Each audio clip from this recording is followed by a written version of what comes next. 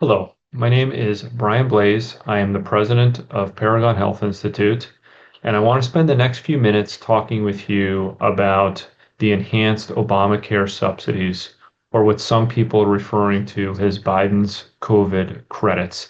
These pandemic era subsidy enhancements to Obamacare sent to health insurers that are really at the center of the government funding debate right now because Senate Democrats are refusing to reopen the government unless these COVID era credits are made permanent. There's three main points related to the Biden COVID credits. The first is that these are separate from the original Obamacare subsidies.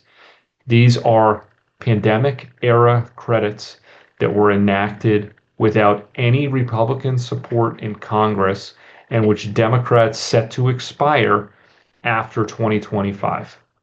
These Biden COVID credits made fully subsidized plans widely available and have led to a surge of improper enrollment, enrollees with zero claims, and phantom enrollees.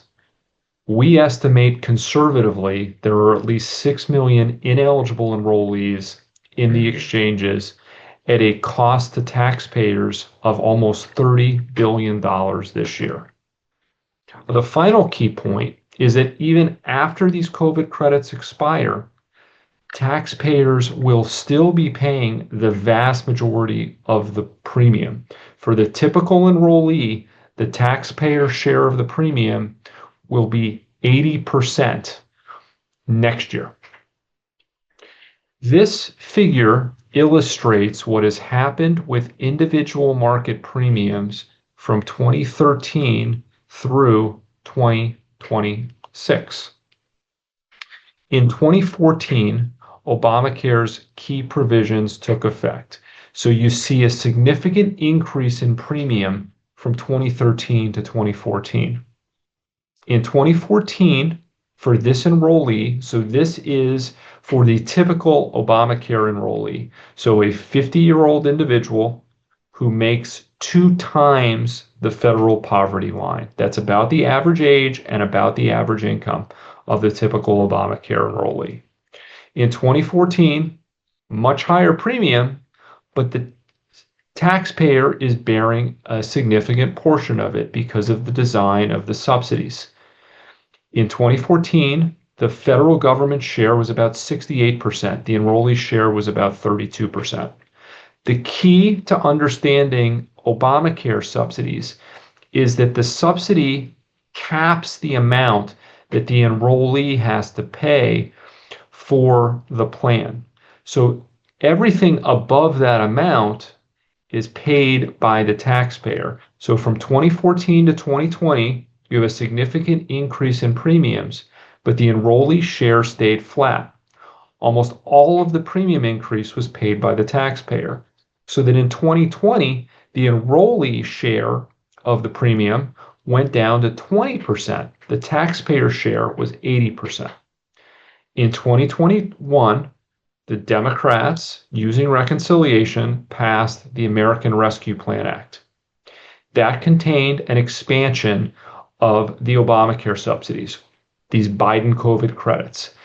They increased the taxpayer share for every enrollee, and they lifted a cap that existed at 4 times the poverty line. I'm going to get to that latter point on the next slide. The light blue amount is the COVID credit. That is the shift in the burden from the enrollee to the taxpayer. So over the last 5 years, for the typical enrollee, the taxpayer has paid 93% of the premium. At issue is what happens next year. And next year, the COVID credits expire, but the original Obamacare subsidies are still there. And for this typical enrollee, the taxpayer share would be more than 80% of the premium. So a much higher taxpayer share in 2026 than in 2014, the first year of Obamacare. This figure looks at the 50-year-old enrollee, but has their income changes. So the horizontal axis is the income of that enrollee as a percentage of the federal poverty line.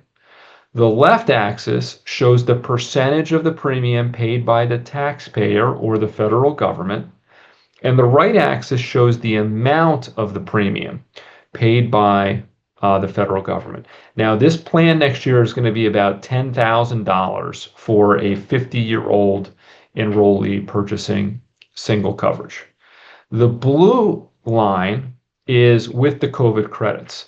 The orange line is the original Obamacare subsidy. So you can see under the COVID credits, the taxpayer share of the premium is higher than it was under the original Obamacare subsidy.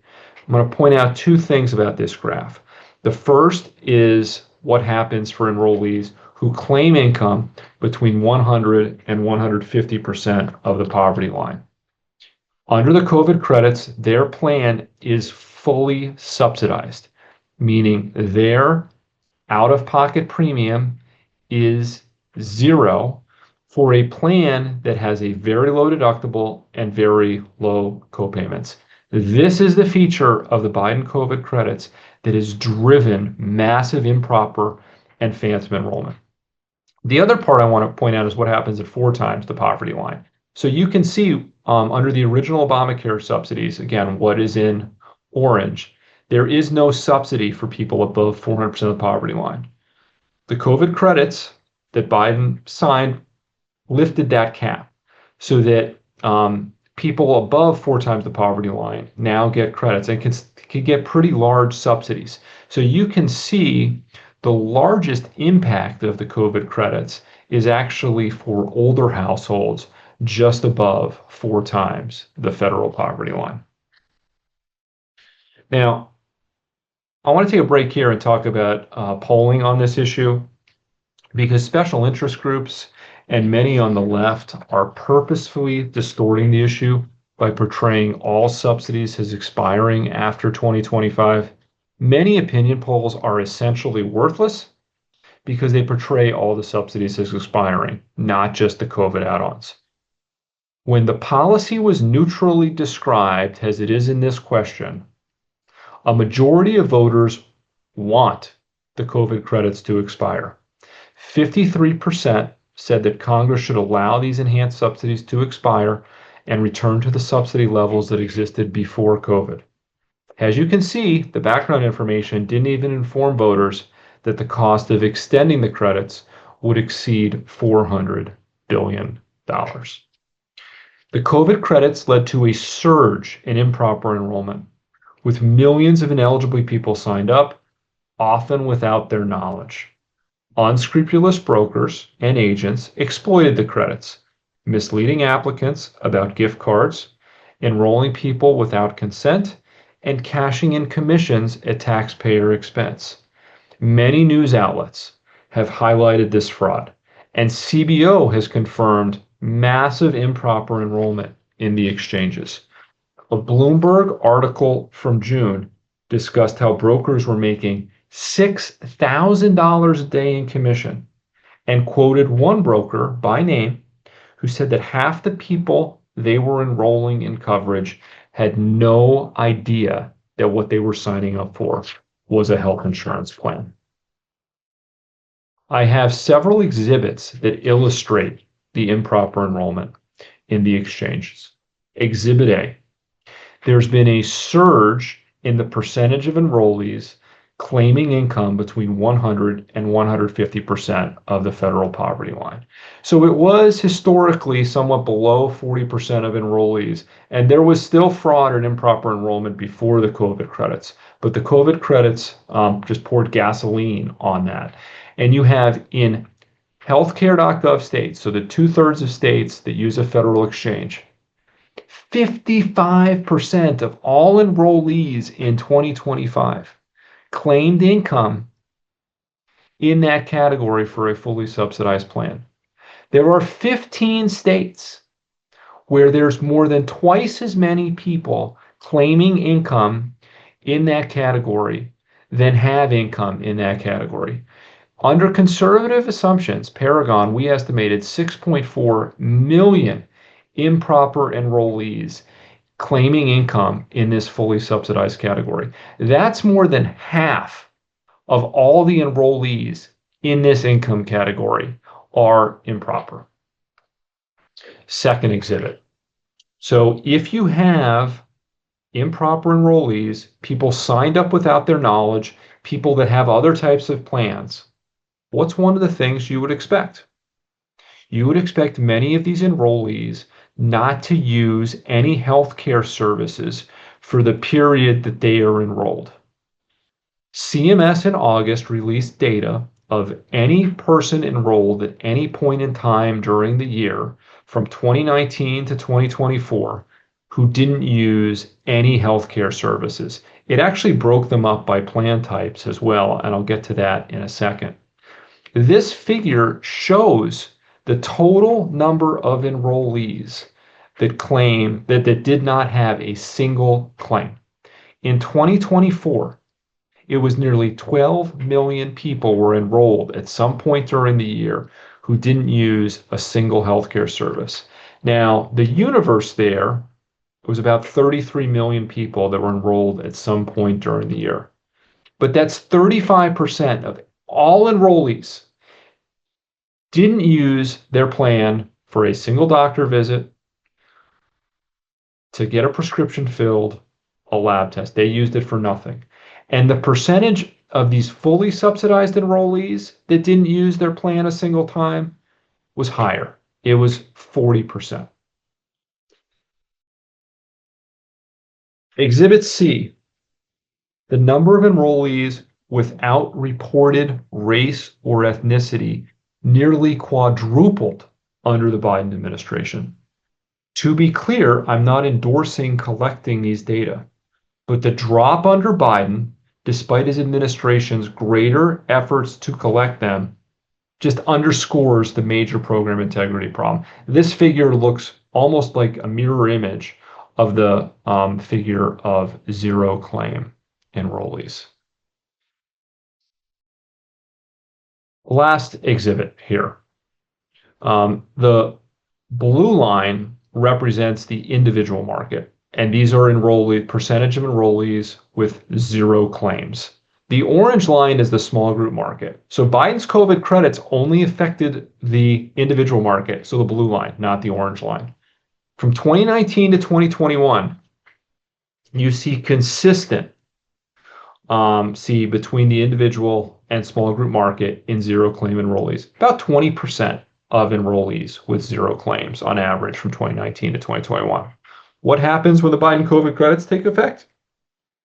You see this significant difference between the two lines, where the percentage of zero claim enrollees in the small group market stays about the same, while it surges in the individual market. These are the so in any health insurance market, you expect about 15% of enrollees not to have any medical claims during the period that they're enrolled. In Obamacare, it is well more than double that percentage. So a lot of these people are enrolled. Many don't know they're enrolled. They've been caught up in these fraudulent schemes, and so they're not getting any benefit from the health plan. And CMS has put out data that there's millions of people that are enrolled in both the exchanges and in Medicaid. Just major program integrity problems. I want to circle back to the taxpayer share of the premium. The government share will remain substantial in 2026 when the COVID credits expire. This table shows what the weekly post-subsidy premium, so this is what people would actually pay for an average enrollee for the lowest cost silver plan would be next year. It would be about $3 a week, basically a cup of coffee a week for an enrollee at 100% FPL. About $14 a week for an enrollee at 150% FPL. Really, hamburger, fries, soft drink. About $32 a week for an enrollee at 200% FPL, and about $52 a week for an enrollee at 250% FPL. Now, 75% of Obamacare enrollees have income in this income range. So for the vast majority of enrollees, the taxpayer is still going to be picking up the vast majority of the cost of premiums next year when the COVID credits expire. Who's the big beneficiary of the ACA and all of this expanded subsidies? Well, this is a chart that we put together last year, and the orange line shows the health insurer weighted average of their stock prices. The dark blue line shows the S&P 500, and health insurer stock has just done so much better than the average company stock since Obamacare's key provisions took effect. Just massive subsidies for the exchanges, massive subsidies for Medicaid expansion, and you can see just the COVID credits. Again, these subsidies go directly to health insurers. That is one of the reasons why health insurers are lobbying so strongly for these Biden COVID credits to continue. Some other considerations around the COVID credits. First, they will cost more than $40 billion a year to extend. That will add to inflation. It adds to interest rate pressures in the economy. Second consideration, the number of zero claim enrollees are more in 2024, are more than twice the number of people projected to lose coverage if the COVID credits expire. So most people that lose coverage if these COVID credits expire would not be people that incur medical claims, very few medical claims, if any medical claims. Third, extending the COVID credits will cause, I think this is an underestimate, but 4 million people to lose employer coverage. If somebody has an offer of employer coverage, they do not qualify for a subsidy. So small employers in particular, those not subject to the employer mandate, if the subsidies increase, if the COVID credits are extended, that's a significant disincentive for small employers to offer coverage to their workers. So you will get many people covered with exchange plans with heavy, high government subsidies who would otherwise be covered by an employer plan if those pandemic era credits are extended. And fourth, and I made this point, but the subsidies go directly to health insurers. They are not under the control of the individual patient. Paragon has put out a policy paper called the HSA option, which is a way to reform an Obamacare subsidy program to take the money out of going directly to health insurers and to give individuals more choice and control over the financing. Four final points in sum. First, these are extra Biden-era subsidies to insurers enacted as a pandemic measure, and that the Democrats scheduled them to expire after 2025. Not a single Republican voted to have them expire after 2025. Second, Biden's COVID credits caused massive fraud and waste. They directed tens of billions of dollars to health insurers annually that do not translate into better care. Just massive amounts of improper enrollment, zero claim enrollees, and phantom enrollees in this market, which will continue en masse if the Biden COVID credits are extended. Third, when these temporary subsidies expire, the government will still pay the vast majority of premiums for most enrollees. Most enrollees would have to pay less than $20 a week for coverage. And finally, there are policies out there that can lower premiums without massively increasing the budget deficits. The House Republicans, in their version of the One Big Beautiful Bill, contain an appropriation for the cost-sharing reduction program, which would have lowered benchmark premiums by up to 15% and lowered subsidies which are tied to those benchmark premiums. Democrats in the Senate stripped out that provision, and premiums next year will be higher as a result. That concludes my review of the key issues with Biden's COVID credits. I hope this is helpful for you. Paragon has done enormous work on Obamacare, the economics of Obamacare, analysis of the really low quality plans that permeate the Obamacare market, as well as all of this work related to the inefficiency of the design of the program, the subsidies, and the massive amount of waste, fraud, and abuse that has risen in this program with the Biden COVID credits.